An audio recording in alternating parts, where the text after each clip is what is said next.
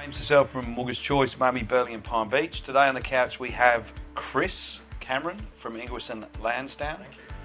Thanks for coming today. Yeah, pleasure to be here. Good stuff. All right, so you'd know now that there's a few questions that we're going to ask, some key questions that are completely non-related to what you do, but it tells us a bit about you and a bit about your history. So what was your first car? My first car was a HJ V8 Holden panel van. Another shaggin' wagon? Yeah. Unbelievable. It was beautiful. What colour was it? It was white, had a front spoiler, beautiful mags. Superb. Wicked first car. Very nice. All right, and what, I actually know this one, Yeah. what is your most favourite sports team? That would have to be the Liverpool Football Club. So that's Premier League, that's Premier soccer. League, they're a much better team than Tottenham, I hear as well. Is that correct, James? I don't believe so. I think we can agree to disagree on that one, Chris.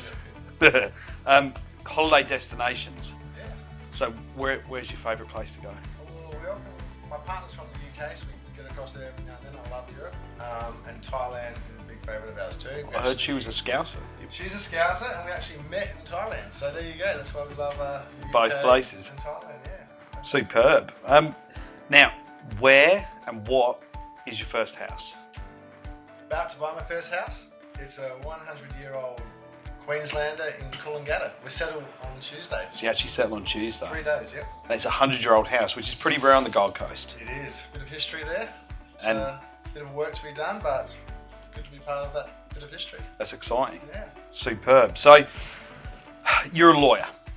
Mm-hmm. You've been doing this since 2011. Yeah. Where did you study? Did you study locally here? On the Gold Coast, Bond University. At Bond Uni. Beautiful university, yeah. And so when did you join Ingwerson's? I joined Ingwersen about 3.5 years ago, I'd say now. Okay. Yeah. Fantastic firm, one of the oldest firms on the Gold Coast, started in 1974, based in Palm Beach, and been looking after conveyancing for the last 3.5 years, and the team at Ingwerson's have been doing it since 74, so they've been 1974. I've done plenty of conveyances in that time. Wow. Yeah. And would have seen a lot of changes as well. Absolutely. So let's look at your history of what you've done. So from university, where was the journey? Then I journeyed down south into Sydney, and I worked for a big national law firm in the city there. I specialised in sort of development, and I did body corporate work, advice sort of style of work. Then I decided that the lifestyle on the Gold Coast is just too good to miss out A little on. bit different to Sydney, yeah? That's right, so we moved back up here with the family about 3.5 years ago. Okay, superb. Yeah, back here, yeah, love it, life. And you haven't looked back, really? No, not at all. No, only forward. It's beautiful here. So if you look at your area where you are, so your office is down in Palm Beach, you obviously cover all of the Gold Coast. Absolutely, yeah. Now, what's the history of that area? The history of that area? Well, as I said, we've been there, the firm's been there since 74, okay? And it's grown. I mean, the history is, I guess, the last 5 years or so in Palm Beach, things have just been built. Well, if we go there now, there would be, I think, 5 or 6 different cranes. I think even talking to 12 or 13. Wow, it's gone yeah, that that's much. right. And approvals all along the beachfront there are just... So there's more and more stuff coming through. Coming through. I suppose if we even look back, if you look back 5 years ago, there wasn't any of the restaurants, there wasn't the collective, there wasn't the Italians, there wasn't half the coffee shops, it just wasn't there. That's right. And I guess the charm of Palm Beach is it's one of the most beautiful beaches on the coast, but just the accessibility to other places. You've got the airport 5 minutes down the road, you're on the back highway on your way to Brisbane in 90 seconds. Yeah. So it's just the accessibility of Palm Beach. And you go down to Byron Bay in 35 minutes? Yeah, that's right. Yeah. So great location. So you're seeing a lot of conveyances. Probably the thing we need to get for all of our listeners is, what is the biggest tip you've got for somebody buying a property? Ask questions. Ask questions. So speak to your broker, speak to your agent, speak to your solicitor. They're happy to help you out. And if they're not available to you, then they don't really deserve your business. So just get on the phone, bug them. If there's anything you don't understand, pick up your phone, ask them. They're more than willing to help you out and make that process not a daunting process. What's the biggest pitfalls you're seeing from buyers in your role? Maybe just, again, not getting that advice before they're going to sign the contract. Okay, as I said, most firms will give free pre-contractual advice. So what you're saying is before they sign to agree to a subject to finance, subject whatever contract, they should get you to look at it first. The novice buyer, definitely. The people who are more comfortable and done it a few times, then I'm sure they'll be fine. Yep.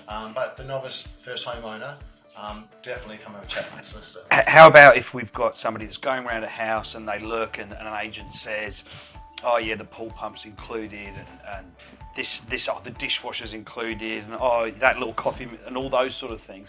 What's your advice in that sort of situation? Again, that's a contractual issue. So all of those chattels should be listed on the contract. Yep. Okay, so again, it's just that bit of extra time, that preparation, that pre-contractual advice, have a chat to the solicitor, say, hey, Mr. Solicitor, there's a pool there, there's some pool equipment which we think's included, there's dishwashers, those types of things. Maybe there's some a TV in the backyard or in a barbecue area.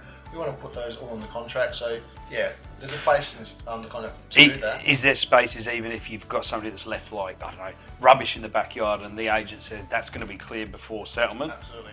Special conditions. We can put a condition in the contract which says that the buyer has to turn up with a red hat on at settlement if they want to. We can tailor something to everyone's needs. So yeah, it's best to put it in the contract so there's no surprises for anyone. Is red related to Liverpool, That's Chris? exactly I think more a white hat would be better. But what on the same thing, but reverse it now for a seller? Yep. What is the common pitfalls you've seen for sellers? More from a commercial point of view, it's just maybe not taking advice. I mean, I always recommend to sellers to have a chat to the agent when they've got their interests aligned with yours. The agent's telling you to do something with the property, maybe it's to wait until the tenant's moved out or to repaint. They're the professionals in that area and they really want the best outcome for you because it gives them the best outcome as well. So I would just say, listen to those professionals who are guiding you through that process. It's real important. So it's vital to take, the big thing I'm getting from this advice from you is they've got to take the advice early. That's right. We can't all be professionals of everything that we do, but we can have that advice coming from reputable areas and we can listen to those people providing that advice and hopefully they can guide us in the right direction.